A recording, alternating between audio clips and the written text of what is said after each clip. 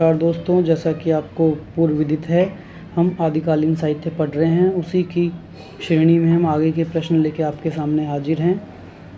देखिए, प्रश्न नंबर 17, 16 तक हम पहले पढ़ चुके थे। अब 17वां प्रश्न देखेंगे।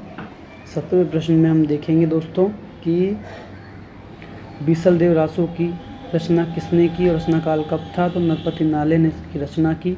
उसका रचना काल था 1155 ईस्वी। बीसलदेव रासो का प्रधान रस कौन सा है? श्रृंगार रस है। ठीक है। अगला प्रश्न है, बीसलदेव रासो में कुल छंदों की संख्या है। तो 128 छंदों की रचना है इसमें। ठीक है दोस्तों, बीसलदेव रासो में सर्वत्र कौन से काल की क्रियाओं का प्रयोग हुआ है? ये क्रियाएं पढ़ना है दोस्तों। ये थोड़ी प्रिंटिंग मिस्टेक है, इसमें ये आएगा क्रियाओं का, क्रियाओं का। ठीक है दोस्तों, ये जो है इसमें क्रियाओं का आएगा, इसमें क्रियाओं का प्रयोग हुआ है। तो वर्तमान काल की क्रियाओं का प्रयोग हुआ है। ठीक है। इसके बाद है, हिंदी में 12 मासा का सर्वप्रथम वर्णन कहाँ मिलता है? हिंदी में 12 मासा का सर्वप्रथम वर्णन कहाँ मिलता है? तो बीसलदेव रासो में मिलता है। ठीक है। प्रश्न नंबर 23 पे आ जाइए।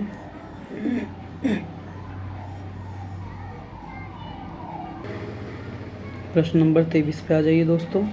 इसमें है, परमल रासो का प्रधान रस है, वीर रस इसका प्रधान रस है। ठीक है। प्रश्न नंबर 24, परमल रासो काव्य में किसके लिए प्रसिद्ध है? तो ये अपनी गेयता के लिए, अर्थात ये अपनी गेयता अर्थात गाने के लिए प्रसिद्ध है। ये इसके गीत सबसे ज़्यादा वर्षा ऋतु में गाए जाते हैं। वर्षा ऋतु में गाए जाते हैं इसके गीत दोस्तों। वर्षा ऋतु में गाए जाने के लिए ये बहुत प्रसिद्ध है। ठीक है। तो वर्षा ऋतु में गाए जाते हैं इसके गीत।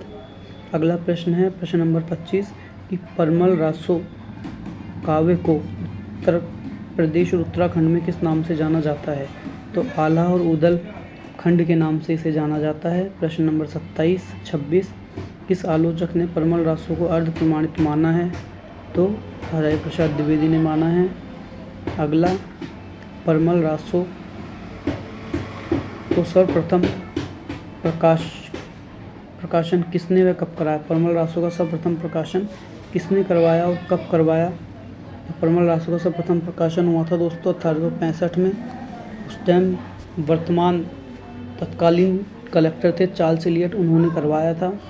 ठीक है। चार्ल्स एलियट ने परमल रासो का प्रकाशन किस नाम से करवाया था दोस्तों? इसका उत्तर है, आला खंड के नाम से करवाया था। आला खंड के नाम से करवाया था। प्रश्न नंबर 29, परमल रासो को परमल रासो के नाम से किसने विद्वान ने प्रकाशित करवाया? तो डॉक्टर श्याम सुंदर दास ने करवाया था, नागरिक प्रसारणी सभा काशी के द्वारा। ठीक है। कुमार रासो की रचना किसने की? दलपति विजय ने की दोस्तों। आगे के प्रश्न हम देखते हैं। प्रश्न नंबर 30 हो गया है आपका। प्रश्न नंबर 31, जैन साहित्य और राज साहित्य से संबंधित प्रश्न इसमें हम पढ़ेंगे। जैसा कि आपने बताया था, पूर्व में 4 कालों में भागों में बांटा गया आदिकालीन साहित्य को। तो अब इसमें पढ़ेंगे हम जैन साहित्य, और अब हम पढ़ेंगे जैन साहित्य या राज साहित्य के प्रश्नों को। ठीक है। तो इसमें पहला पढ़ेंगे हम। तो हम जैन साहित्य और राज साहित्य पे प्रश्न पढ़ेंगे। प्रश्न नंबर 31 है, राज साहित्य किसे कहते हैं? तो मुख्यतः 12वीं और 13वीं शताब्दी में जैन कवियों द्वारा अपने धर्म का प्रचार करने के लिए जो साहित्य रचा गया उसे हम जैन साहित्य या राज साहित्य कहते हैं। किसे कहते हैं हम?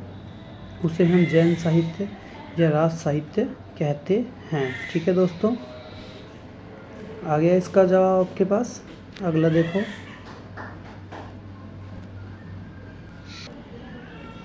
अगला प्रश्न है आपका कि राज साहित्य किन कवियों द्वारा रचा गया? राज साहित्य किन कवियों द्वारा रचा गया? ठीक है। राज साहित्य किन कवियों द्वारा रचा गया? अगला प्रश्न यही है आपका कि राज साहित्य किन कवियों द्वारा रचा गया? तो राज साहित्य किन कवियों द्वारा रचा गया?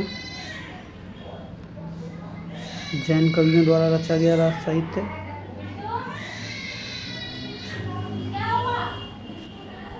ठीक है। आगे आ जाओ।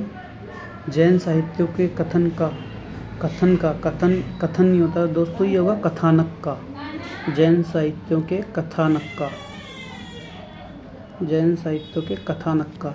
ये प्रिंटिंग मिस्टेक है दोस्तों, ये कथन नहीं है, इसको कथानक पढ़ेंगे अपन। क्या पढ़ेंगे इसको हम? कथानक पढ़ेंगे। जैन साहित्यों के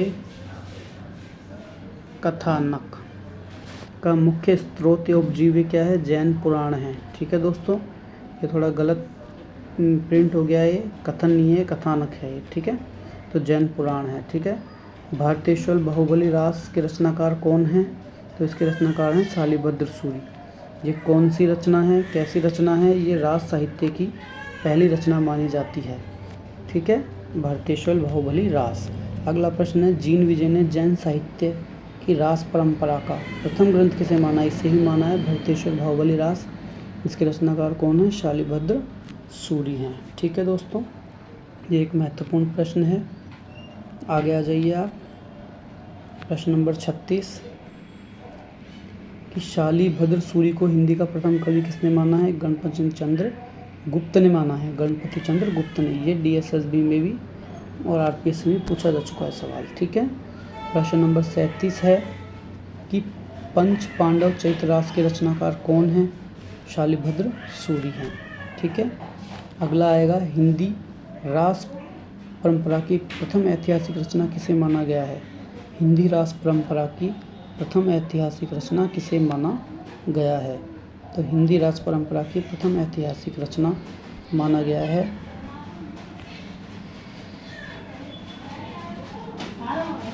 पंच पांडव चरित्र रास। किसे माना गया है? पंच पांडव चरित्र रास को माना गया है। इसमें 15 सर्ग हैं। इसकी भाषा अपभ्रंश प्रभावित राजस्थानी हिंदी है। कैसी भाषा है दोस्तों इसकी? अपभ्रंश प्रभावित राजस्थानी हिंदी इसकी भाषा है। ठीक है दोस्तों, जैसा कि मैंने आपको पहले बताया है कि जो भी हम प्रश्न पढ़ रहे हैं ये बहुत ही महत्वपूर्ण प्रश्न है और इन महत्वपूर्ण प्रश्नों को हम बहुत अच्छी तरह से पढ़ेंगे जिससे कि हम तुरंत याद कर लें। इसलिए मैंने दोस्तों आपको इसको प्रश्न उत्तर की फॉर्मेट में समझाने का प्रयास किया है कि प्रश्न उत्तर की फॉर्मेट में जल्दी याद होता है और जल्दी हमें समझ आ जाता है। ठीक है, अगला है प्रश्न नंबर 39, बुद्धिरास के रचनाकार कौन है? शालिभद्र सूरी हैं इसके भी।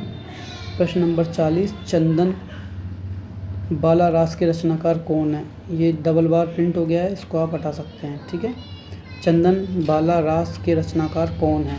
तो कवि आस गुरु है और इसका प्रधान रस कौन सा है? करुण रस है। ठीक है, चंदन बाला रास और प्रधान रस इसका कौन सा है दोस्तों? करुण रस है इसका प्रधान रस। ठीक है दोस्तों, तो इस प्रकार से 40 प्रश्न हो गए हैं। ठीक है दोस्तों, जैसा कि दोस्तों मैंने आपको पहले ही बताया था कि हम प्रश्न उत्तर की फॉर्मेट में इसको पूरा पढ़ेंगे और उसी के कारण मैं आपको प्रश्न उत्तर की फॉर्मेट में पढ़ा रहा हूँ, नोट्स की फॉर्मेट में नहीं। नोट्स आप इसी प्रकार से हम बना सकते हैं प्रश्न उत्तर से, इससे ये हमें बहुत जल्दी याद होते हैं। ठीक है दोस्तों, नमस्ते। मेरे इस चैनल को आप सब्सक्राइब करें, लाइक करें, शेयर करें, जिससे कि मैं आपके लिए और भी अच्छे वीडियो उपलब्ध करा सकूं। थैंक यू दोस्तों, नमस्ते।